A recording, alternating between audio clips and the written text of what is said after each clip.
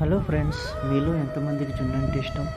ఈరోజు జున్ను పాలు లేకుండా జున్ను పౌడర్తో జున్ను తయారు చేసుకుందాం. చూద్దామా? బెల్లం చిన్న చిన్న గడ్డలు లేకుండా నీట్గా కట్ చేసుకుని ఒక సైడ్ పెట్టుకోవాలి. తర్వాత ఒక చిన్న బౌల్ తీసుకొని దాంట్లో సరిపడా ఇలాచీలు, టేస్ట్కి తగ్గ మిరియాలు తీసుకోవాలి. అవి నీట్గా దంచుకొని పౌడర్ కింద వచ్చేటట్టు ఒక పక్కకు పెట్టుకోవాలి. తర్వాత 1/2 లీటర్ పాలు తీసుకొని 1/2 లీటర్ పాల్లో మన జున్ను పౌడర్ అది గడ్డలు లేకుండా నీట్గా మిక్స్ చేసుకోవాలి. అలాగే బెల్లం యాడ్ చేసి ఆ బెల్లం కూడా కరిగే వరకు కలిపి ఒక బౌల్లో ఆ చిన్న బౌల్ పెట్టాలి. పెట్టిన తర్వాత గ్యాస్ మీద పెట్టి 20 నిమిషాలు ఉడికిస్తే జున్ను రెడీ అయిపోద్ది. ఎంతో టేస్టీ